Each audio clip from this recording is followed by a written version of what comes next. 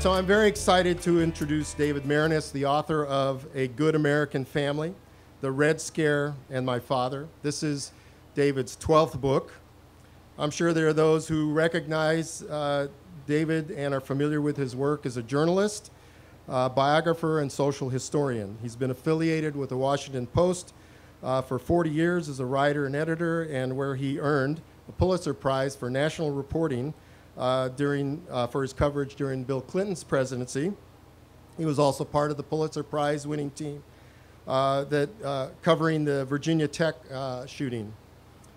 There are numerous other writing awards, including awards for biographies of Bill Clinton, Vince Lombardi, Al Gore, Roberto Clemente, Barack Obama, and there are more books other than biographies because he's got 12.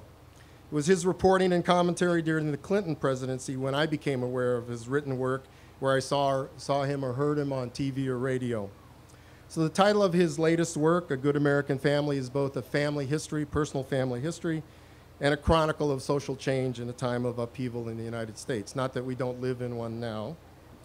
I think it addresses the question and poses the question of what's a good American and who gets to decide whether you're a good American or not. Some of you may have pondered that recently, especially if you have recent immigrant roots. So we're going to hear more about that and whatever else David wants to talk about, and hopefully have time for questions. So please join me in welcoming our author, David Maraniss, and discussion of his book.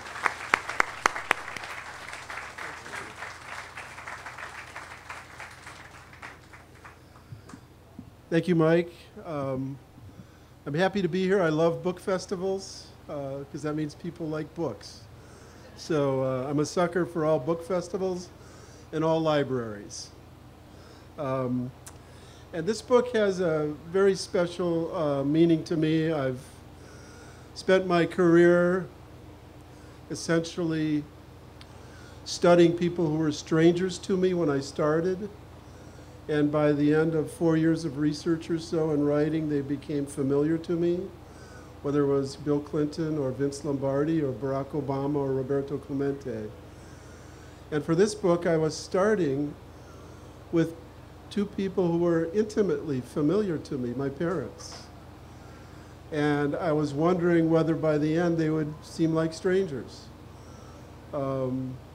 You know, we all live with the stories and the mythologies of our families, and very few of us have biographers going back into the lives to see what's true and what isn't and what really happened. And I'd done that with others, and in this case, I was going to do it with my own family. The most emotional and powerful moment of my research of this book happened very early on. It was in May of 2015, 4 years ago, and I was starting the research at the National Archives in downtown Washington. And the files of the House Un-American Activity Committee had been opened for research. And there was a file, or a big box full of files on the hearing that the committee held in Detroit in February and March of 1952, hearings on communism in the Detroit area. And within that box, there was a file that said Elliot Maraniss, my father. Now, I had already known for a few years that my father had been called to testify, and I had read the transcript of when he was interviewed, questioned, by the counsel for that committee and by some of the committee members. And during that time when he was the witness on the chair, in the middle of the transcript, you see my father say, "I have a statement I'd like to read to the committee about my definition of what it means to be an American." And the committee chairman said he couldn't do it, that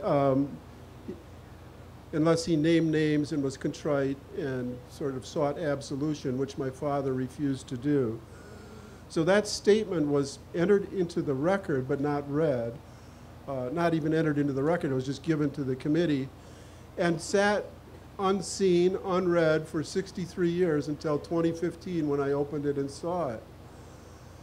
And what struck me, it's an incredibly powerful statement, 3 pages, which I will read part of at the end of this. But what struck me first was not what my father was saying, but the physicality of what was on that first page. It began by saying, "Statement of Elliott Marinus." And my dad was a lifelong newspaper man who grew up in the era of typewriters. I know in this audience there are a lot of people who remember using typewriters. And he was a hunt and peck typist, sort of violently pecking away.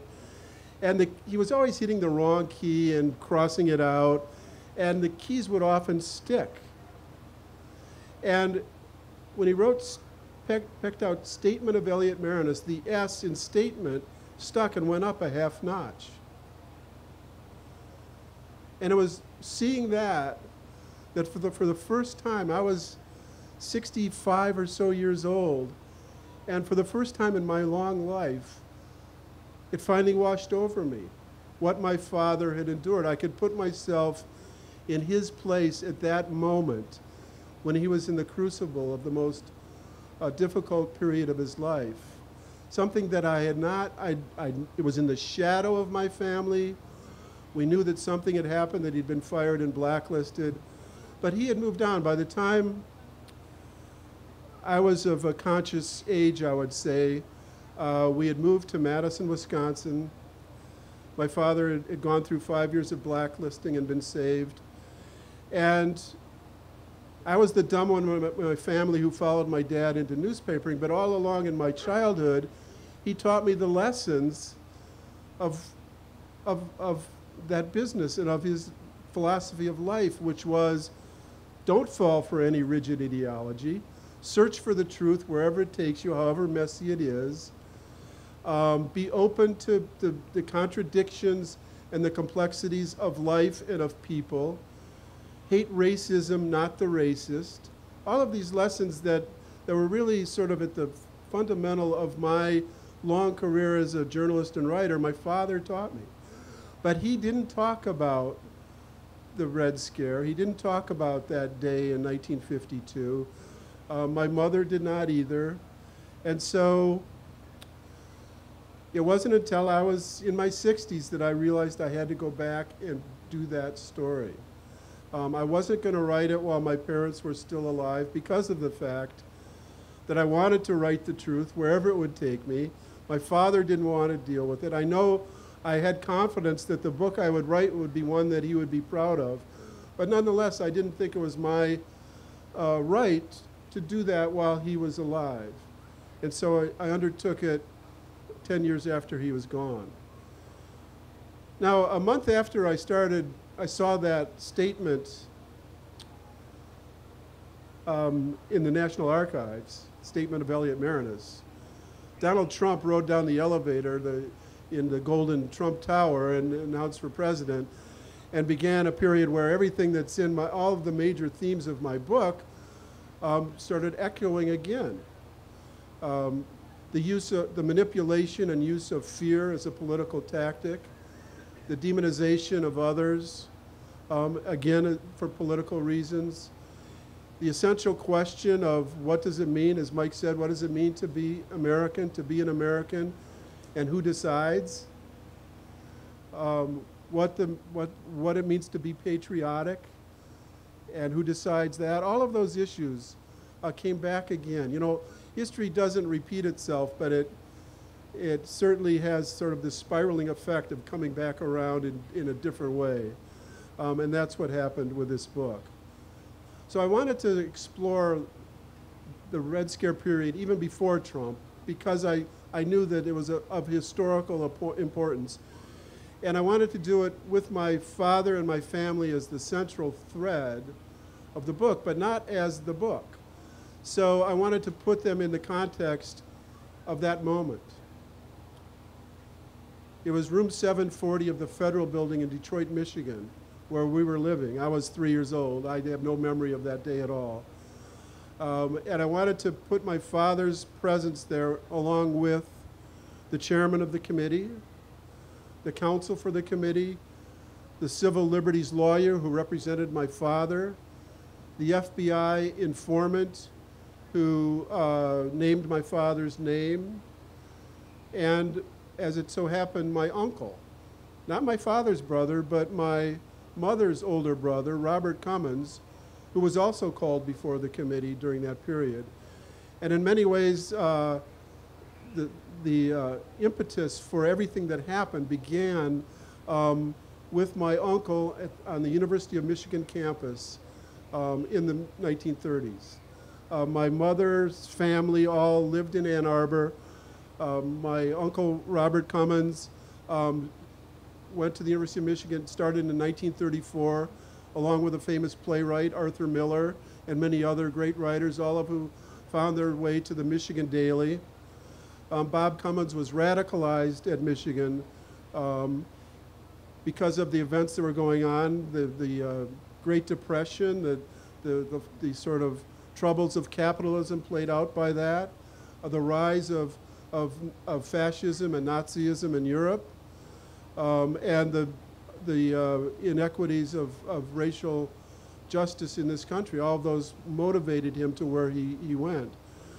The day after he graduated, in early June of 1937, Bob Cummins and two of his classmates, Ralph Neifus and Elman Service, went to New York, took a ship across the Atlantic to France, took a train across France to the border with Spain, climbed over the Pyrenees Mountains and into Spain to fight for the Republicans, the Loyalists, against Franco and Mussolini and Hitler in the Spanish Civil War. They fought with what became known later as the Abraham Lincoln Brigade, which is a misnomer. It's not important, but it was really the International Brigade. And these three men actually fought for a battalion called the Mackenzie Papineau Battalion, which was named after two famous Canadians, not Abraham Lincoln. But it was all part of the same effort. My uncle was a runner, a messenger who would take messages through the plains and mountains of Spain, in Catalonia and Aragon, near the Ebro River.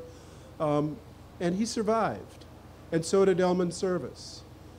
And I traced their route all the way through the battles that they fought.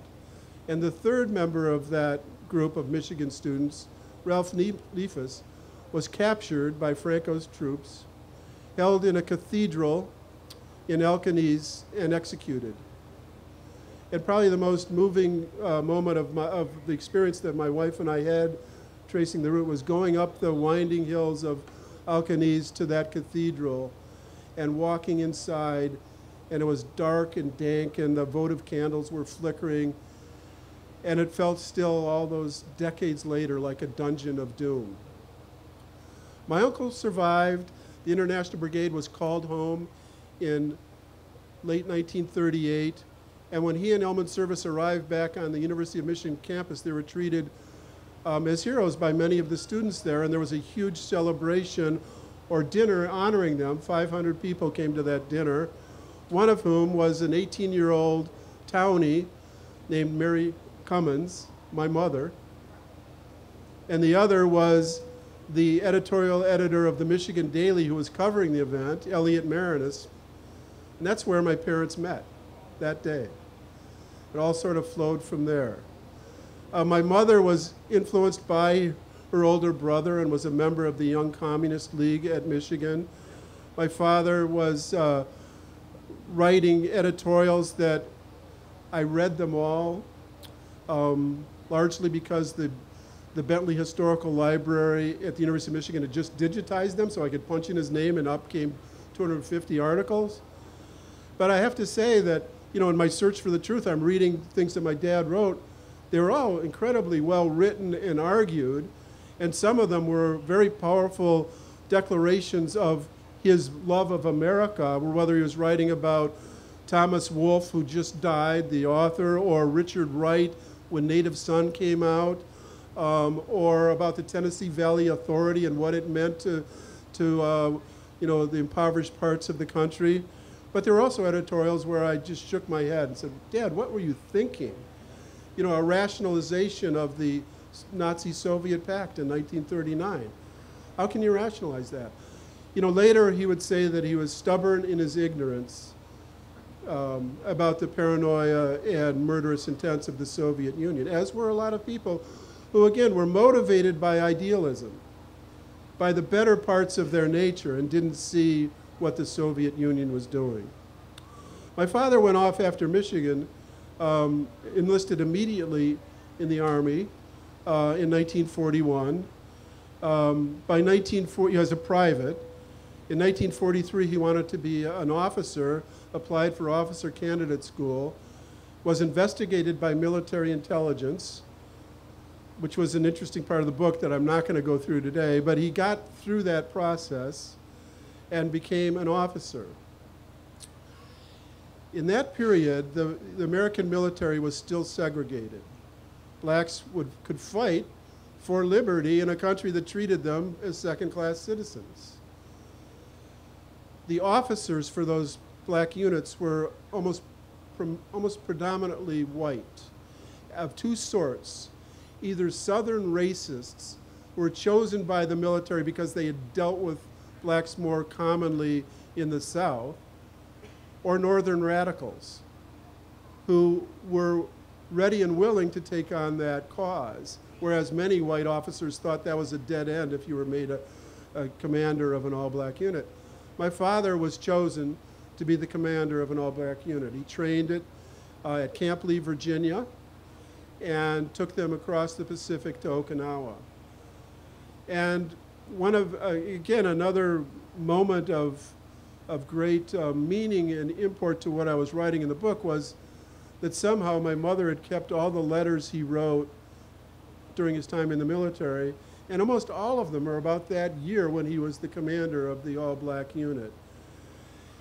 And you can see in those letters the meaning of racial justice that my father carried with him then and throughout his life, and then imparted in all of his children and in his grandchildren.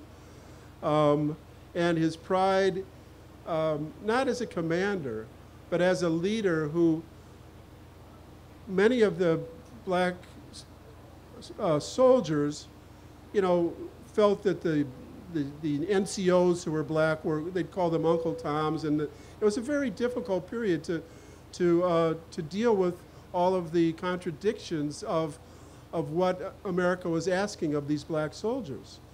And my father's letters, he lays all of that out in very sophisticated way and talks about the level of pride that he carried with him because his soldiers thought they were getting a fair shake. And that doesn't surprise me. If anyone who knew my father over the course of his life, that would be the way he dealt with that. So he came back after the war, worked for the Detroit Times, and then in 1952 his name was named. He was called before the House Un-American Activities Committee because of his past. The chairman of that committee was a Georgian named John Stevens Wood, who had voted against, a congressman who had voted against every civil rights measure for decades, who had voted for the poll tax to keep blacks from voting, who had said proudly in a way that only a Southern racist could that all of the blacks in his town voted for him, which was 5 out of 200 who were allowed to vote, and who had another dark secret in his past, which only came out as I was reporting this book. There was a famous case in Georgia in the early 1900s called the Leo Frank lynching. Leo Frank was a Jewish industrialist in Atlanta who was accused of murdering a 13-year-old girl who worked in his pencil factory. It was a frame-up. He did not do it. But it was the biggest story in America, really, for more than a year. It was kind of, I hate to use this analogy, but think of the O.J. trial, and this, you know, was before television, but the New York Times was covering it every day, the Chicago Tribune, the Atlanta papers, some of the so-called populist papers in Georgia that were feeding the flames of hostility towards Frank because he came from the North and he was Jewish, and it threatened the sort of Southern pastoral ideal. But there was so much evidence that he didn't do it that the governor, under pressure, commuted his sentence. And this so enraged the powers that be in Marietta, Georgia, near Atlanta, where the 13-year-old girl was from, that they organized an effort to go up to the prison where Frank was being held, break him out of prison, drive him down to a field near Marietta, and lynch him. And the mastermind of that lynching was a judge named Newt Morris. And his disciple, the person who drove the car that carried the lynched body after the lynching, was John Stevens Wood, the future congressman who would call my father, who had been the commander of an all-black unit in World War II, un-American. So again, what does it mean to be American, and who defines and who decides?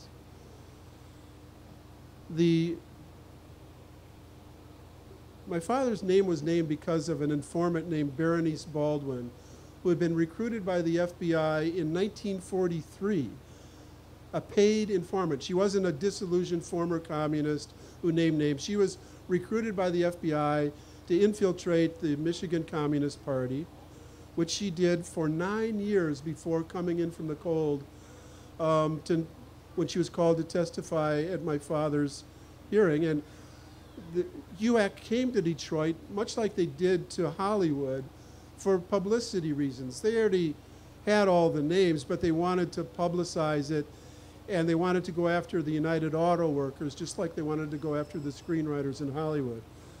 So my father, who had written some stories and had edited for a paper that was communist and also part of the larger front movement supporting Henry Wallace in the 1948 election, she had met my father. She called him by his nickname, Ace, and she testified about Ace Marinus at these hearings. The day she testified, my father was fired from his job, and the 5 years of blacklisting began. I reached the grandchildren of Berenice Baldwin while I was researching this book, and it was an illuminating moment for me. My policy is always be totally straightforward. Don't mess around and try to fool somebody. So when I reached the granddaughter, I said, I'm the son of Elliot Marinus, who was named by your grandmother at the hearings in Detroit and fired from her job and blacklisted. And she said, isn't that amazing? I didn't even know about any of my grandmother. I knew my grandmother very well. She was very close to me. But I didn't discover her past until her daughter, my mother, died, and we went into her closet and found all these old clippings about the grandmother spy. And then she said, that was a weird era, wasn't it? Well, that's sort of putting it mildly. But I made it clear to her that, I had no hard feelings really about her family, that it was, the Congress and the hysteria of that moment, that she was just swept into the maelstrom of that history. One of the congressmen there on the committee was from Michigan. His name was Charles Potter, from the northern part of Michigan, not the Upper Peninsula, but northern Michigan. And he was one of those young veterans who came back from World War II and really used their veterans' experience, their strong opposition to communism, and their sense of patriotism to get elected and to get to Congress. Richard Nixon was among those as well. Charles Potter was a hero in World War II. He'd fallen on a landmine and lost both legs. And then he came back to Michigan and ran for Congress and was elected and put on the House Un-American Activities Committee. And he was there the day my father was called. A little before that, he'd given a speech expressing his utter surprise that anyone from, quote unquote, a good American family could be induced to support the Communist Party USA. That's where the title of my book came from. Because I did come from a good American family, and I still do. Potter used the experience of the HUAC hearings to get elected to the Senate later that same year. On the Senate, he was put on the subcommittee, the Senate subcommittee, with Senator Joseph McCarthy, who was hounding, by then he was starting to go after the U.S. Army and searching for Reds under every rock in the federal government. By 1954, after McCarthy had subpoenaed generals and others and came up basically with a pinko dentist as his main target, the famous Army McCarthy hearings began. Potter was part of that. He saw what McCarthy was doing. He was actually instrumental in working with the Eisenhower White House to finally turn away from McCarthy and expose him. But it wasn't until 10 years later that this same Charles Potter wrote a book called Days of Shame. And it was essentially a repentance for everything that had happened, that the Republicans had allowed and some Democrats to happen in the 1950s during the hysteria of the Red Scare. And it even included a strong defense of the Fifth Amendment, the right not to testify against yourself, which he said the committee wielded as an axe against people when it was part of the American Constitution. One can only wonder who's going to write that book 10 years from now and whether it will take 10 years to write it. As I've said, in the McCarthy era, you did have Republicans standing up against McCarthy, Margaret Chase Smith of Maine and a senator from Vermont and several others. And again, who are those people? Where are those people today? I'm going to close by reading part of the imperfect S, as I call it, the statement of Elliot Marinus. I was taught as a child and in school that the highest responsibility of citizenship is to defend the principles of the U.S. Constitution and to do my part in securing for the American people the blessings of peace, economic well-being, and freedom. I have tried to do that to the very best of my ability. And for doing just that and nothing more, I have been summarily discharged from my job. I have been blacklisted in the newspaper business after 12 years in which my competence and objectivity have never once been questioned. I must sell my home, uproot my family, and upset the tranquility and security of my 3 small children in the happy formative years of their childhood. But I would rather have my children miss a meal or two now than have them grow up in the gruesome, fear-ridden future for America projected by members of the House Committee on Un-American Activities. I don't like to talk about these things, but my Americanism has been questioned.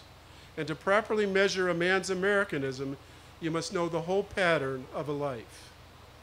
The U.S. Constitution and its Bill of Rights are not simply musty documents in a library. They have meaning only if they are used. To betray and subvert the Bill of Rights is the most un-American act any man or committee can do. For that document was brought into being and maintained throughout our history by men who gave their lives in blood. Every newspaper man knows that history is not a printed page. It is the passion and striving, the struggling and endurance of men and women. These qualities that went into the making of our nation can be discarded only at great peril to ourselves and our children. From the time of Peter Zenger, the colonial printer who defied the British Crown's effort to impose censorship in the American colonies, right down to the present, newspaper men have zealously defended the freedom of the press. For the First Amendment is not only a guarantee of free speech and a free press, it is also an indispensable part of self-government. That's what makes this committee so dangerous. Ostensibly designed to protect the government against overthrow by force and violence, it proceeds by force, terror, and threats to overthrow the rights of the American people. This committee reflects no credit on American institutions or ideas. Its attempt to enforce conformity of political or economic thought is a long step toward dictatorship that holds the greatest danger to the American people. In this country, we have never acquiesced in the proposition that people could be punished for their beliefs. Thank you very much.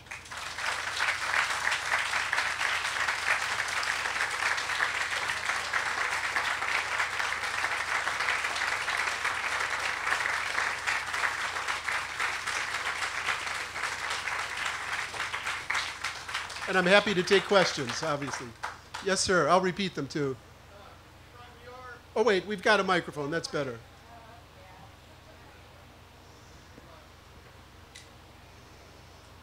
Thank you for a terrific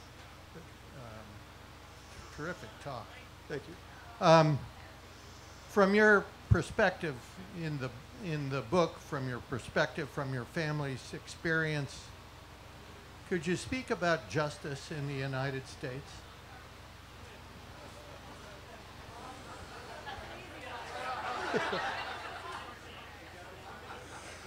There are so many ways to come up to that question, sir. In terms of, I mean, our country has this mythology, and in some ways it's true that, that it's built on equal justice and all men are created equal. And it's been a great struggle for this country to live up to that ideal. And it often falls very short. I mean, you think about justice. How was America founded? By basically the genocide of Native Americans. Then blacks were brought over and treated as, and were enslaved. And then women were denied the right to vote. And then there have been all of these demonizations of others, whether it was the Chinese or the Latinos or the Muslims, or people whose political beliefs were different. And so it's really, the tension is between the ideal of justice and the use of power by people for other ends than justice. And that's what my family endured. But I have to say, my family was lucky. My father was an optimist. A lot of families were utterly destroyed by that era. Millions of people have gone through worse. We were lucky in that after 5 years of blacklisting, my father got a job putting out a strike newspaper in the Quint cities of Iowa, in Davenport, and Bettendorf, and Moline, and East Moline. And every week that strike paper, which was the typographical union on strike against the local papers, would print a column called Hello, Wisconsin, which was written by the founder and publisher of the Madison Capital Times, William T. Evu, an old progressive who had been a friend of the La Follettes. And Evu looked at this strike paper, and my dad was a great all-around newspaper guy. He loved layout, he loved headlines, he wrote clearly and cleanly. Evu looked at this strike paper in Iowa that was publishing his column and said, "Who's doing this? It's really great. It's better than what we're doing." He hired my father, 1957. Joe McCarthy had just died. The Milwaukee Braves were on their way to winning the World Series. We lived near the Vilas Park Zoo, and life seemed great. I was 8 years old, and we survived. And my father moved on from there to be move up to be the editor of the Capital Times eventually. He was very highly regarded in Madison and Wisconsin by people of all political persuasions for his fairness. The first person who called me and my mother when my dad died was Tommy Thompson, the Republican governor of Wisconsin. And so, we were lucky. And justice almost destroyed our family, but did not. But it certainly did to a lot of people. Or injustice. I'm a friend of David Marinus's, and I can attest that his is a great American family. I lived in Madison as a little kid when David and his family moved to Madison. And David's big sister, Jean, was my best friend for years. We went to elementary school and high school together, and I knew the other kids. They're all brilliant and wonderful, and I remember going over to their house, which was, in our neighborhood, and seeing David's wonderful, gentle, smart mom, and, admiring her as a person as much as I admired his dad. It's a great American family.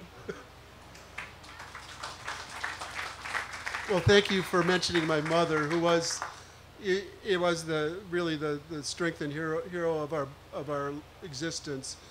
We bounced around to 8 moves in 5 years after my father was fired, And my mother insisted that if we could, we'd buy a house wherever we were to make the kids feel more secure. And she really kept things together during that very difficult period. Went back to school after we got to Madison, was Phi Beta Kappa at the University of Wisconsin, and got a great job as a book editor. So that part of writing is also in my genes from my mother. So I hope this isn't a tough one, but in your review, in your research, having mentioned members of Congress sort of shying away from making comments during the McCarthy era, I grew up in Washington in that era. Everyone was frightened of saying anything because you never knew who was going to get blacklisted next. So what about the press? What did they do during that period, particularly the Post, the Times Herald, and the Evening Star? Thanks for asking that question. Ironically or not, my mother, as the book editor at the University of Wisconsin Press, edited a book called McCarthy and the Press. And there were a lot of cowards in the press, and people, you know, especially when McCarthy started from that famous moment in Wheeling, West Virginia in 1950, saying, I have here in my hand the list of 205 communists in the State Department, which was a complete fabrication. Reporters who were traveling with McCarthy found it on the front page the next day, and they were, you know, sort of much like Donald Trump in 2015 was getting this television coverage that no one else was because of, you know, it's the public that's buying into this stuff. The public was watching Trump's speeches, and the press was going along with that and encouraging it. And that happened in the McCarthy era too, with some very important exceptions. And one of those was at the Washington Post, where Murray Marder was a terrific reporter who really was fearless in going after McCarthy for many years. And he comes into my book briefly. He was the one at the hearings that revealed that John Stevens Wood had briefly been a member of the Ku Klux Klan. And there were other exceptions, primarily being in Wisconsin, the Madison Capital Times, which took on McCarthy from the beginning. And Evu, the publisher, and Miles McMillan, the editor in that era, I mean, they were liberal capitalists. They were never even close to communism, but they didn't have that same fear of McCarthy or of the era. So they were totally willing to hire my father, knowing that he was a great newspaper man, that he'd moved on since then. I mean, the FBI I got all the FBI reports. They had been tailing my father and mother since 1947. Starting in 1952, every report, 37 FBI agents over that period, every report that I read said, we have no indications that Elliot Marinus is in any way connected to the Communist Party. They kept following all the way to Michigan, all the way to Wisconsin. So, but in any case, the press fell down in some ways, and there were a few instances of reporters standing up to McCarthy, as there have been in this case as well. Yeah. For the 5 years after your father was blacklisted, how did the family feed itself? I know you said your father continued to write, but how did he get money coming in? We ate a lot of tongue. You ever eat that? And liver. I mean, but I refused to eat it. I would just make spaghetti. I started making spaghetti for myself when I was 5. Well, he did have certain jobs. At one point, he was hired by the Cleveland Plain Dealer, and we lived in Cleveland for almost a year. And then the FBI came to the publisher and said, you hired a former communist, and he was fired. We lived with our grandparents in Brooklyn for a while, with our grandparents in Ann Arbor for a while. My dad got a job for about a year selling party favors for some organization in Detroit. People scrapped by. As my older sister says in the book, we were good little stoics.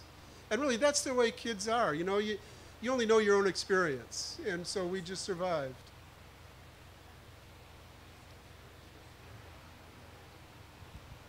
How has writing this book changed you, or has it changed you? Thanks for asking. How has writing this book changed me? it definitely has changed me.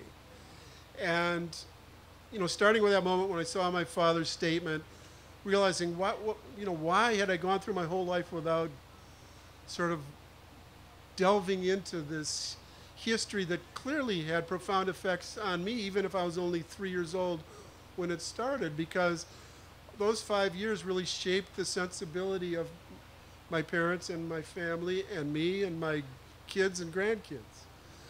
So psychologically, I'm proud of all my books, but this one by far had the most personal effect on me. And, since the Clinton book, right-wingers have attacked me for various reasons. Certainly Obama, even though both of those books are very open and honest about their failures and talents. But this one, I say, as my dad's lawyer, George Crockett, says at one point, he considered it a badge of honor. That's the way I consider it now. I can take anything.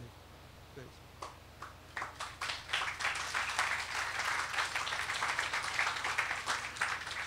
We watched you last night on BBC, the interview, and so we're really delighted to see you in person and hear you. Very interesting.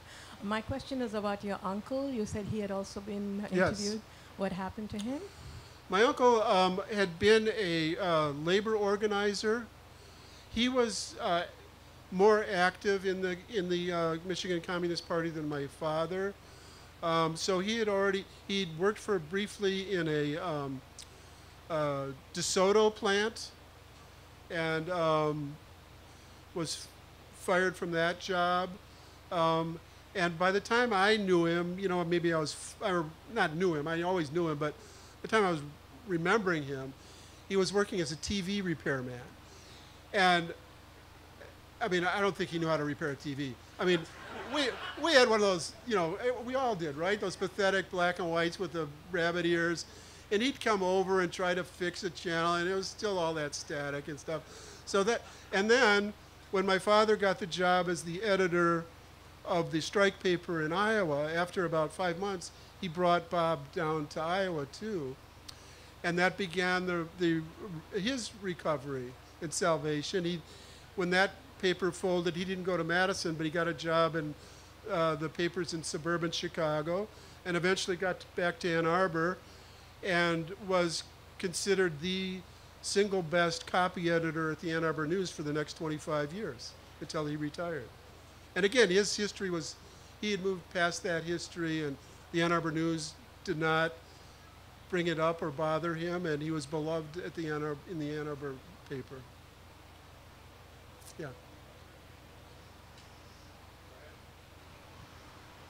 Should I know? Yeah. You said at the beginning that you would put off wanting to write about your father until after he'd passed away because you were didn't want to feel constrained in terms of where your work would take you. Did you end up feeling, when you wrote the book, that your fear was well-founded? Were there things that you ended up finding or writing about that you would not have wanted to do? Sure. It wasn't a fear of finding those things. It was a fear of how it would affect my parents. There's a difference. I knew I would find things that would be difficult for me, and I did. And I, to the best of my ability, I used the same dispassionate, I'm a passionate person, but looking for facts and truth, I try to be dispassionate and just get it. And so, as I said, there were periods where I shook my head and said, what were you thinking? But when you really read the whole book and see, the depth of his essays at Michigan, his letters to my mother from World War II, and what follows, it's undeniable that he had a deep love for America in a better way than a lot of people that were calling him un-American. So that's where it comes out. In many ways, we're still dealing with the McCarthy era. For example, in many minds, the word socialism has really negative connotations. Right. Do you think we'll ever get beyond that? You know, I think that started immediately after Roosevelt died, and the Republicans, you know, and through Truman, 20 years of sort of New Deal government, and the Republicans were determined to try to undo as much of that as they could, and they latched on to a very effective tool, which was seeing the vulnerability of Democrats in their defense of civil liberties as being communist, pinko, red, socialist, soft on everything. And that's been their game plan ever since, you know, through all of these decades in various ways. So, but I'll say one thing, for better or worse, the millennial generation and some a little older than that, they don't have that same stigma about socialism that my generation has because of the atomic bomb, the Korean War, the fear of Khrushchev pounding his fist on the table, and you know, us having to go into shelters and all of that. So it's a completely different understanding of socialism that they have, and you know, that's you can conflate socialism and communism, or communism and the Soviet Union. There's no defense of the Soviet Union that that I don't think any rational person can, of its history, that any rational person can have. But socialism is an economic philosophy, and a lot of American government is socialist or partly socialist. And if it were to be eliminated, a lot of people who claim they hate it would hate what happened then worse. Yes, sir. Last question, Mike.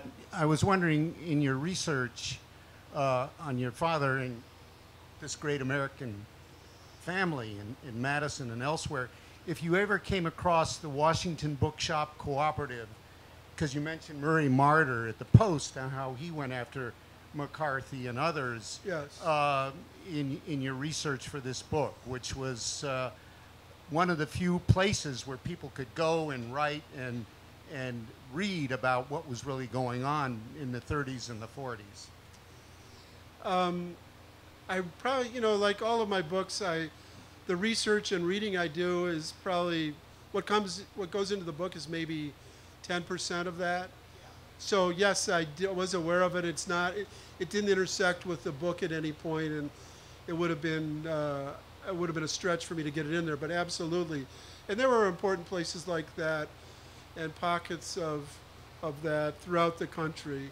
So that was another. We survived it, and I'll end with this thought, which is Joseph McCarthy was a senator. The members of the House Un-American Activities Committee were congressmen.